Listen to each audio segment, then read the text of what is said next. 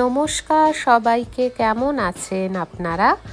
আশা করি নিশ্চয়ই ভালো আছেন। আমরাও খুব ভালো আছি। আবার আমি চলে এসেছি আমার নতুন গল্প নিয়ে আমার চ্যানেল আমাদের অল্প গল্পতে। তো আমরা একটা সামারে, আমাদের এখানে এখন সামার, তো সামারের এক সুন্দর মনোরম পরিবেশে উইকেন্ডে আমরা চলে গেছিলাম আমাদের ইন্ডিয়ানারই একটা পার্কে। পার্কটির নাম স্প্রিং মিল স্টেট পার্ক। তো পার্কটির দূরত্ব আমাদের বাড়ি থেকে কারমেলে থেকে মোটামুটি 2 ঘন্টার মতো বাই কার। তো সেই গল্পটি আপনাদের সাথে আমি আজকে শেয়ার করছি। তো আমরা এই যাচ্ছি, দেখতেই পাচ্ছেন মনোরম পরিবেশ, রৌদ্রোজ্জ্বল একদম চারিদিকে, সূর্যের আলোয় পুরো ছটা বয়ে যাচ্ছে এবং তার মধ্যে দিয়ে আমরা চলছি। পুরো নীল আকাশ, তার মধ্যে পেঁজা পেঁজা সাদা তুলোর মতো মেঘ। তো ওই জন্যেই আমরাও বেরিয়ে পড়েছি। এইটা হচ্ছে এন্ট্রান্স পার্কটির। এই পার্কটিতে ঢুকতে গেলে যারা ইন্ডিয়ানার থাকেন, ইন্ডিয়ানারা তারা $7 দেবেন fees, entry fees, and other state হলে $9 আপনাদের দিতে হবে, দিয়ে পার্কটিতে আপনাদের ঘুরতে হবে। তো পার্কটিতে আমরা আমাদের গন্তব্যস্থলে যাচ্ছি, সেটা ছিল বোটিং করা। তো এখানে একটি কেভ আছে, সেই কেভের মধ্যে দিয়ে বোটিং করায়, কিন্তু আনফর্চুনেটলি আমরা সেই বোটিংটা সেদিন করতে পারিনি, কারণ ওদের টিকিট সব সোল্ড আউট হয়ে গেছিলো। তো ওনারা বললেন যে একটু আগে আসতে হতো। মোটামুটি পার্ক খোলে 9টায়, তো সকাল 9টা থেকে 10টার মধ্যে ঢুকলে আপনারা এই বোটিংয়ের টিকিটগুলো পেয়ে যাবেন। বেসিক্যালি স্যাটারডে সানডেতে খুব ভিড় হয়, রাশ থাকে বলে বোটিংয়ের টিকিট খুব তাড়াতাড়ি এন্ড হয়ে যায়।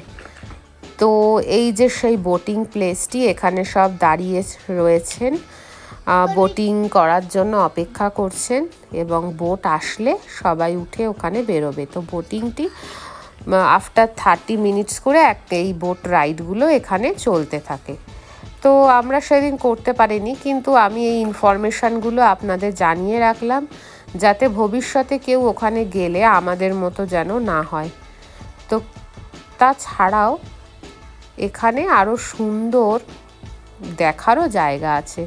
একটি পায়োনিয়ার ভিলেজ আছে, সেখানে হচ্ছে 200 বছর আগের, 200 ইয়ার্স আগের যে গ্রামে কেমন বাড়িঘর ছিল, এখানকার সমস্ত কিছু জীবনযাত্রা তারা সুন্দর করে সাজিয়ে তুলে রেখেছেন।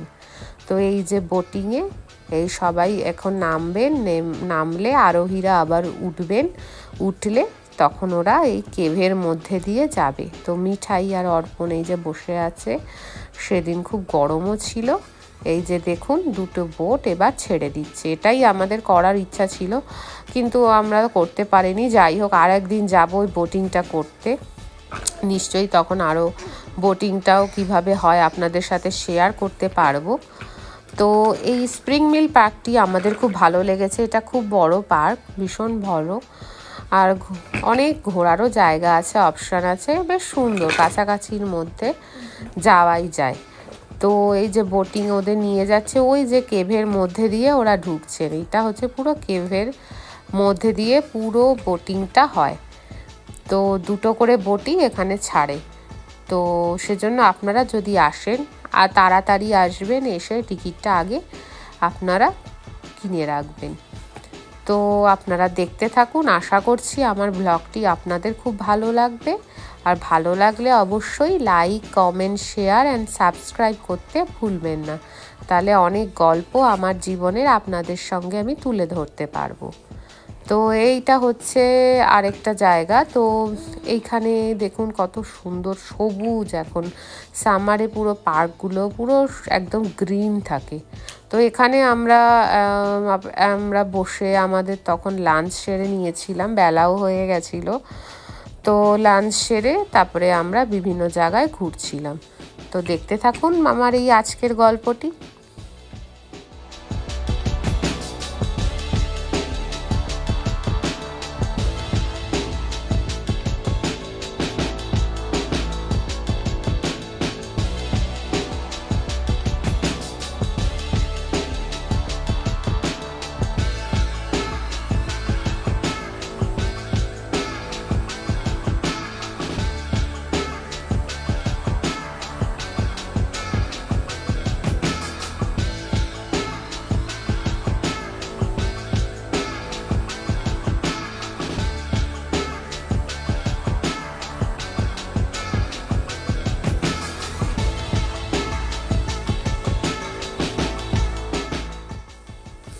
এবার আমরা যাচ্ছি পায়োনিয়ার ভিলেজে।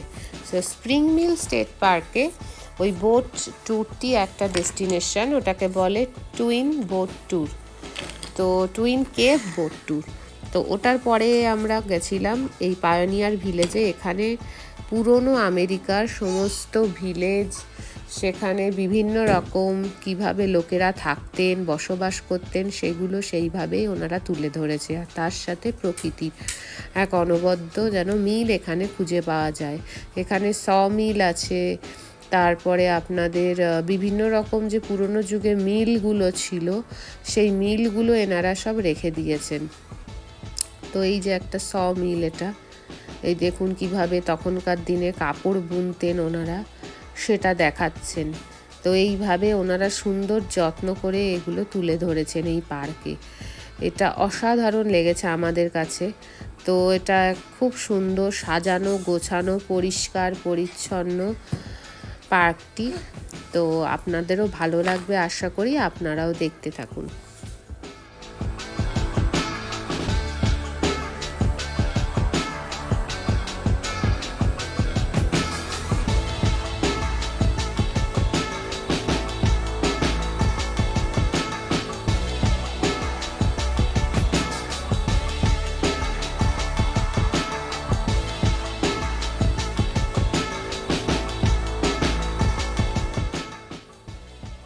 এই ভিলেজটি বেসিক্যালি আমেরিকান আর্লি 1800-এর যে ভিলেজ, তখন ইন্ডাস্ট্রিয়াল যে ভিলেজ, সেটার একটা ওরা তুলে ধরার চেষ্টা করেছে। এখানে বিভিন্ন রকম মিল আছে, যেমন উলেন মিল, মিল, গ্রিস্ট মিল, আর একটা ডিস্টিলারি আছে।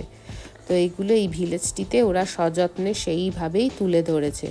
তো আমি সেরকম ঘুরে ঘুরে আপনাদের যতটা পারছি দেখানোর চেষ্টা করছি। আশা করি আপনাদেরও ভালো লাগবে। এই যে দেখুন সেই পুরনো যুগের এখানকার মানুষরা কিভাবে এরকম করতেন, কি কি কাজ করতেন, সবগুলোই ওরা বাড়ি ঘর সমস্ত কিছু সেইভাবেই ওনারা তুলে ধরেছেন এই পায়োনিয়ার পার্কটিতে। আশা করছি আপনারা এই পার্কটিতে আসলে আপনাদেরও খুব ভালো লাগবে।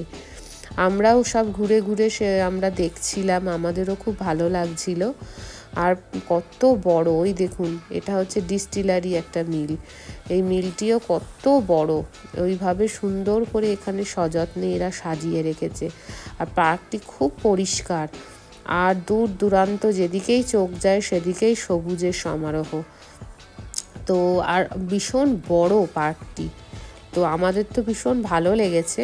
তো এর ভেতরটা এবার আমরা চলে এসেছি। এখানে পুরনো যুগের সমস্ত আপনাদের ওষুধ থেকে শুরু করে কামান, ওদের অস্ত্র শস্ত্র, পোশাক পরিচ্ছদ সমস্ত কিছু ওনারা সযত্নে এখানে রেখে দিয়েছেন। একটা সুন্দর, আমরা সব এগুলো ঘুরে ঘুরে আমরা দেখছিলাম, মিউজিয়াম মতো, এটা ছোট্ট একটা মিউজিয়াম সেইভাবে ওরা করেছেন। ব্যাগ, লেদারের জিনিস সমস্ত কিছু, কিভাবে সেই পুরনো যুগে ওনারা এগুলো আস্তে আস্তে করেছেন, কিভাবে করেছেন সেইগুলো ওনারা তুলে ধরেছেন এইখানে।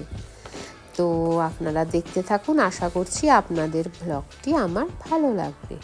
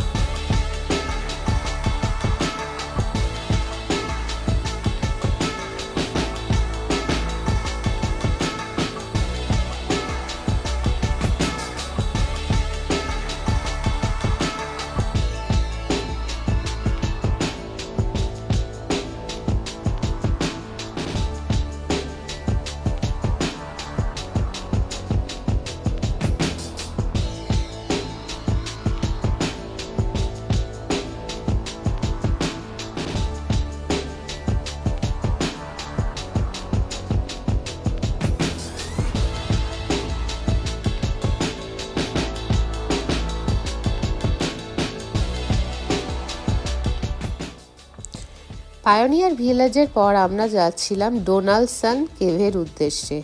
এখানে 200 স্টেয়ার্স আপনাকে এটায় যেতে গেলে ট্রেল করতে হবে। এই যে স্টেয়ার্সগুলো দেখছেন, এটা 200 স্টেয়ার্স। নামার সময় কিন্তু কোনো কষ্ট নেই, ওঠার সময় তখন ভীষণ কষ্ট হয়েছিল। তো যাই হোক, আমরা তো খুব ট্রেল ভালোবাসি, তো 3 জনের ডোনাল্ডসন কেফের উদ্দেশ্যে এই ট্রেল ধরে আমরা যাচ্ছি। তো কেফটি একটা বিশাল বড় কেফ ছিল, হ্যাঁ, কিন্তু ভেতরে এই যে কেফটি, এই ভেতরটায় একদম ভেতরে যেতে পারবেন না, কিছুটা যেতে পারবেন, তারপরে এই কাদা মাটি তো আর যাওয়া যায় না, কিন্তু খুব ভালো কেফটি। এই কেভের উদ্দেশ্যে আমরা তখন যাচ্ছিলাম, ভালোই লাগছিল, বেশ কেভ সুন্দর। আর এরা খুব যত্ন সহকারে সমস্ত জিনিসগুলো এরা সাজিয়েছিলেন, সেই জিনিসটা আমাদের খুব ভালো লেগেছে। তো এটা হচ্ছে ডোনাল্ডসন কেভ। এক একটা আমরা ডেস্টিনেশন এই পার্কটাতে ঘুরেছিলাম। তো এই সেই কেভের ভেতরটা, এই যে খুব সুন্দর জল পড়ছে ভেতরে, তো ভালোই লাগছিল কেভটা দেখতে। তো এটা হচ্ছে ভেতরে, আর একটু গেলেই এই রাস্তাটা শেষ হয়ে যায়, তারপরে কাদা মাটি ঘেরা রাস্তা। আমরা যাইনি, অনেকে গিয়েছিলেন, কিন্তু ভেতরটা পুরো ডার্ক, অন্ধকার ছিল, তো এই জন্য আমরা এইটুকুই গিয়েছিলাম।